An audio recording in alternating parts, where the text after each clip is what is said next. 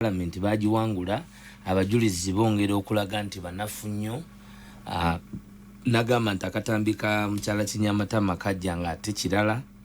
So it is a wastage of time. It is a wastage of time.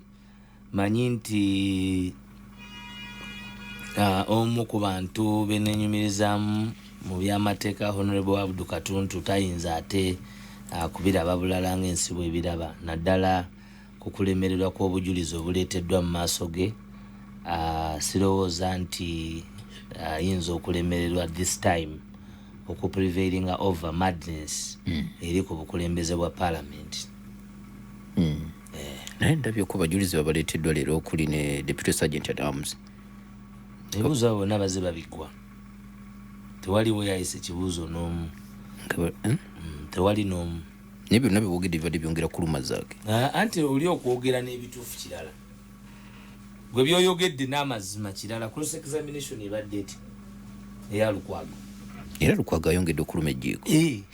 Yawe binyuma. Anti kooti tenyuma ono byasoose kunyumya. Kooti esooka n'ojja n'onyumya emboozi. Kayongo asaala 5 olunaku. Kayongo oyo gwe mulaba abamusuuti buli lwaggulu. Kayongo eyo nno obyogera wali ng'otandika naye balibirayo kali akadde nti abamusuuti buli lwaggulu ziba za kala ki. Awo n'olyoka owulira muntu bw'atega nti kituufu nti atera kwambala kala ki daaka light. Awo n'owulira bw'atagala muna. Nti Kayongo sugidde eri kwezirako. Teriku. Mbuzi sigwe Kayongo. Abawuliriza Kayongo alina swigida. Naye ekibuuzo ekyo oli wali bw'akyogera akyogera buki nga tamanyi so wabeerawo kibayita cross examination. Kiswaza nti Parliament yonna eringa erowooza nti erina ne ruling gyeyinza okukola against zaake kubanga ekibonerezo kye bayinza okumuwa era ntuula 3 nakati bamubaninga entuula mmeka 3 kyokka y'omwoyo n'akuba enduulu nti obutakiikirira abantu bammwe ngenda bagoba mu Parliament nga oli oboogobamu okujja nga naye tobagobamu lwa nsonga yonna obagobamu lwa igoyo. Ate nze nabagamba nti mafia ne mga nti nimba naye kati ebigenda maaso tobiraba obutambi tewabulidde. Tewawulidde bantu bawambira muziravu omuntu awamba abantu mulavu abaaki taba mafia. Ffe twaguma okubuulira bannansi ebintu bino nga tebinabaawo. Bwe bibaawo nga tukyali balamu Mukama anaaba atuyambye kubanga mutunaaba twejjeereza. Bwe biribaawo nga mulisoma mu byafaayo era muli banammwe mwamanya ntwali bavumu ne tubabulira ebintu nga bifaanana. Tosobola ku handlinga Parliament ng'ogi handlinga ku egocentrism ng'ogi handlinga ku buba ng'olinga handlinga mukazi mujja nga bolowooza nti ne Parliament webagikola ki webagihandlinga. Parliament institution ya kusatu mu doctrine of separation of powers erina okubeera n'ekitiibwa kyayo, erina okubeera ne magnanimity yaayo. Kati bazze ate balimba ate nga balimba ebintu ebiswaza. Baali baleetetteka mu Parliament nti Parliament olw'okuba speaker agenze mu maternity leave ebbanga erisukka emyezi 3 taye bw'agenda naye mu kuwummulako twetaaga okulonda ba assistant kyabaawa. Obulimba obuli ku Parliament obukulembeze bwa Parliament bannayuganda bwe bwava obutuluma. Kyova olaba nti era ne mu ngeri y'ekifuulannenge mu ngeri ey'ekifere era bwe yakomyewo yalina okukomawo ayise etteeka ave ne muleba maternity leave bayise etteeka ly'amafuta okunyigiriza bannayuganda. Kakati nze siyinza ate kuba omu ku abo ajja wano n'ensiga ekizigo ku nkola y'abannakyemalira mu institutions za government kubanga siwe buvunaanyizibwa bwange. Obuvunaanyizibwa bwange kwe kumulisa ettaala. Kakati omuntu atunuulidde okutulugunya n'obannayuganda obutafuna services bw'abeera mu office alina kulembeza ye bimubeezaawo. Kyokka olaba ebyabannansi tebabifaako,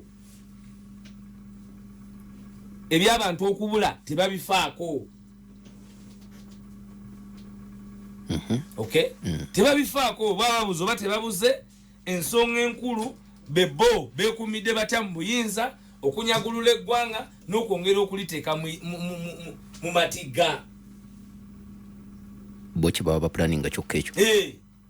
Bwe mpaayo mu myaka gino egiyise pulogulaamu emu parliament ya Anita Mongo ekiteeso kyeyisiza nga kiyamba omuntu wa wansi.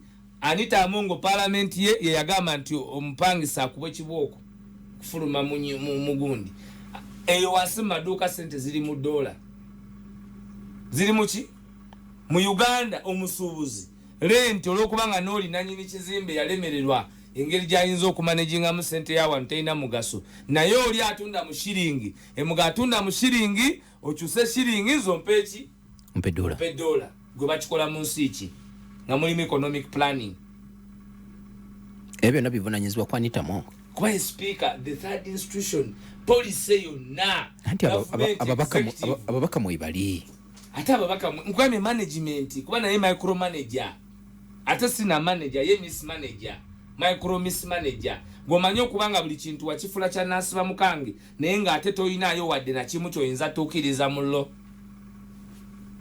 nga gwe buli kimu oyagala kibeere kikyo gwosalawo naye nga teri neeki gwenze nkugambye oli munnamawulire I challenge anybody from parliament ajje PR ya parliament tugiwadde omukisa ejje mu sheddaka ey'olwokubiri tutunuulire ebintu by'abanna Uganda bitya be bafudde kuba bagali tubawa mukisa mwabakola mu office ya parliament mbakwe muli. One of you come here on Tuesday. We look at the performance of parliament in relation ku bintu by'abannansi kwate muyinza kuweewaayo kabonero nakamu ng'ensonga y'abanna Uganda abaabuzibwawo temugiteekangako maanyi nga bwe muteeka maanyi ku musaala gwammwe. Temugiteekangako maanyi nga bwe muteeka maanyi mu kubawansako zammwe. Temugitaddeeko maanyi nga bwe mwateekako maanyi mu kufuna miliyoni 4 z'enguzi okuva wa speaker. Kakati ebyo nga waliwo abantu already bo be bakkiriza nga gavumenti kubanga kakati bali abangi sooka obaleke.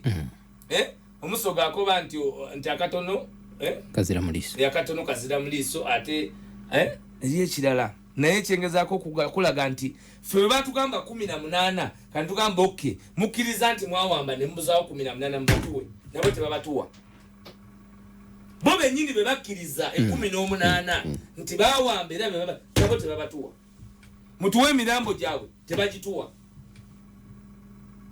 bo balowooza bamama katungamba nti ebera eyo parliament yali discussinzeeko okufa kw'omuntu yenna nga temuddwa okujjako bwe badiscussing ebibakwatako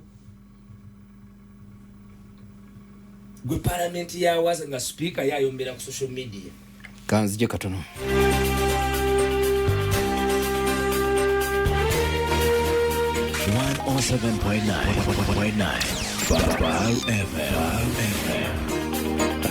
bagiyita Pal FM 107.9 ekkula ery'omuntu obulijjo kkiriza nkujjukize White Star Mag sabuni obunga jjudde ebirungo okuva mu bannaffe ababidiko Prestige Margarine siyagiwa mulembe nnyo genda ku dduka erikuli okumpi wa supermarket bakweka Prestige osobola okubanga okasiga ku mugaati bannaffe abamandera group of companies nga be bananyini ba State Tires n'amafuta ga City Oil Petrol Station bategeeza abavuzi b'ebidduka mwenna ti mugende mugule emipiira egyalingilongo mu sayizi yonna mukola wheel arrangement mujja kuwangula emmotoka eya zero fuel etagenda mu mafuta.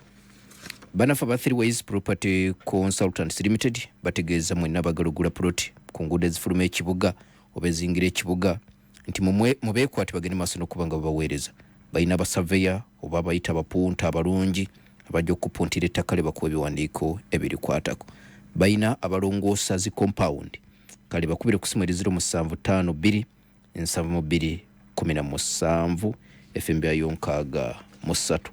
Aba India Institute of Health and Allied Sciences bakutegeeza nti basangibwa wali ewandegeya bayita bayizi mwenna bamala sine eyokuna ne sine ey'omukaaga mujje mugende maaso n'okubanga mubangulwa mu courses ezitali zimu mufune certificate ne diploma basomesa diploma in nursing, diploma in midwifery, diploma in pharmacy ne courses endala nnyingi.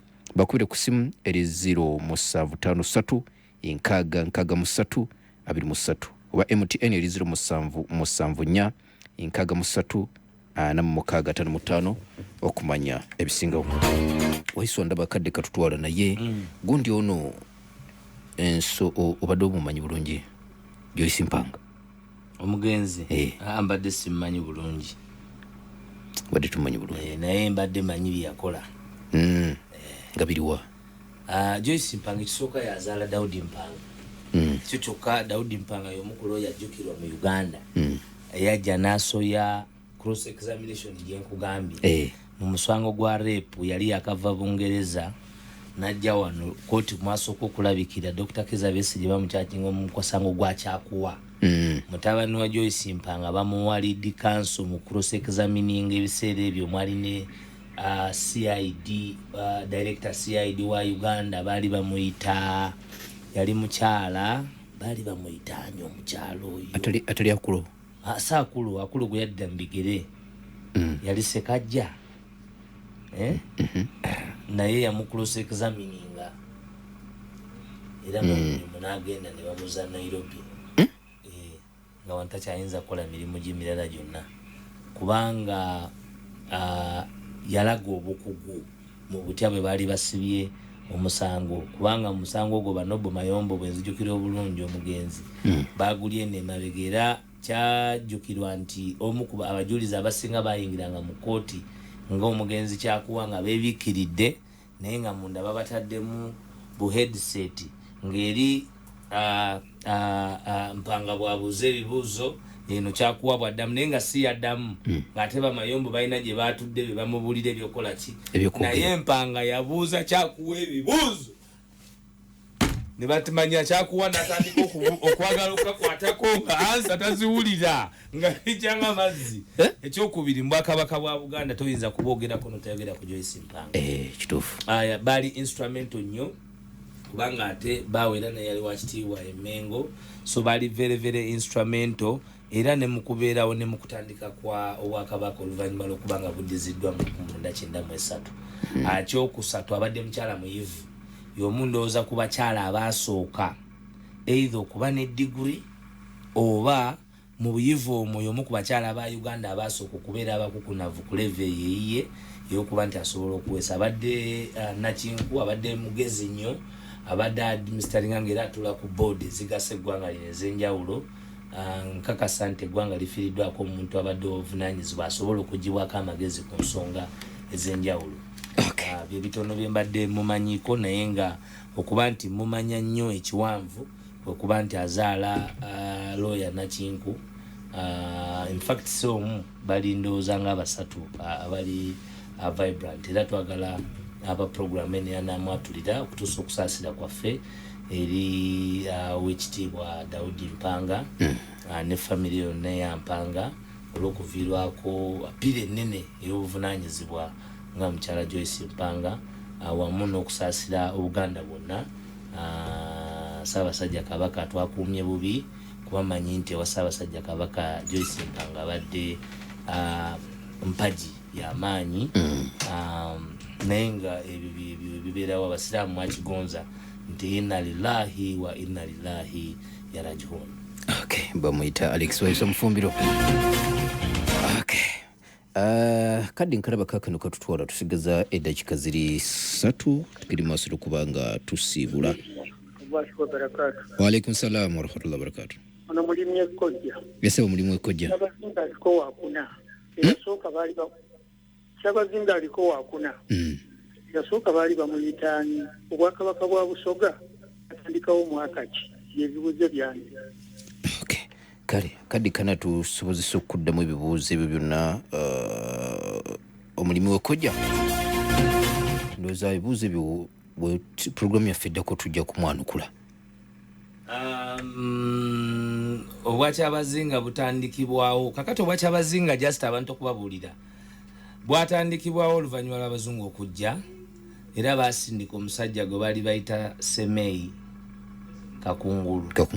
Yali wankizo nnyo mu kugatta Abasoga n'okulaba ntufuna ekigambo ky'Abazinga kitegeeza okutwala bonna nga bwe mbagambye nti gali amasaza 11 kiba kya buvunaanyizibwa abantu okumanya nti gava mu masaza 5 naye ndowooza nja kujja nga maze n'okufuna olukusa okuva mu bekikwatako nzige nambulule Obwakyabazinga bwa Busoga n'emyaka gye mumazeewo n'aba babaddemu naye ekikulu kya byonna nti oli bwabuuza nti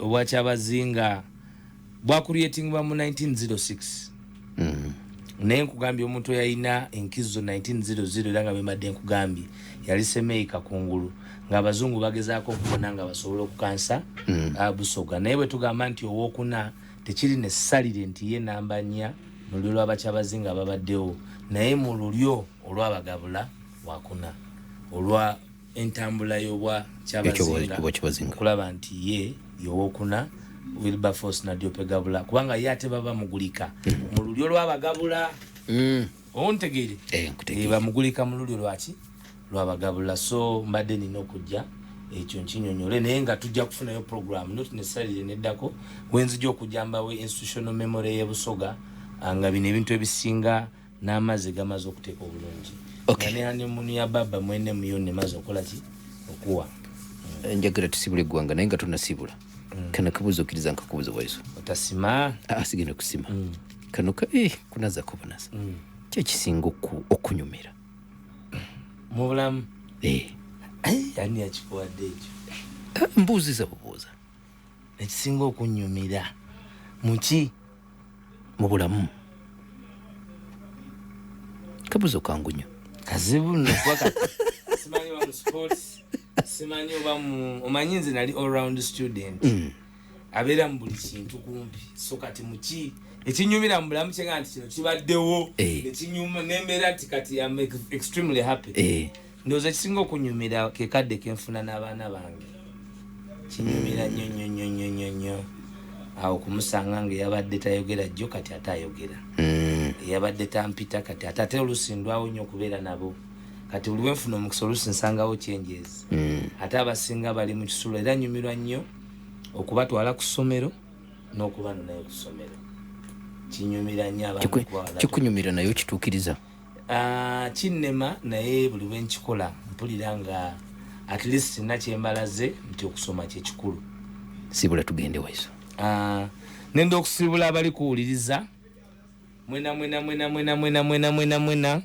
mwebale kwenda Busoga mwebale kwenda Basoga mwebale kunenda ayi nenamba kobere yakagero kalala nze nabona ku Seeka Seeka nga buli kiseera mwagana nga alina omutamivu nabuza nti Seeka omukwano n'omutamivu yagutoola wa mutamivu aba yanywedde nnyo yefukidde yakoze ekyo manyi ebintu byetamiire naye nga Seeka ate ogenda okumusanga nga Seeka ate alina omutamivu amuyambako amukuteko amutwala mu kinaabiro naye nga ate Seeka eyandibadde tayagalira ddala kweriranya mutamivu lwaki ali ku mutamivu naye nga Seeka kiki ekyo n'omutamivu ayagala omulamu w'obwongo anaamuyambako okubaako n'akaseera k'abategeevu wasalaamu alaikum warahmatullahi wabarakatuh waalaikum salaam warahmatullahi wabarakatuh nze muzukulu wa Jajjabuda Kayongo Hakimu bulijjo omusingi gw'ekirooto kyo mu kufuna ettaka okulikuuma wamu n'okulikulaakulanya gutandikira mu kukolagana n'abantu batuufu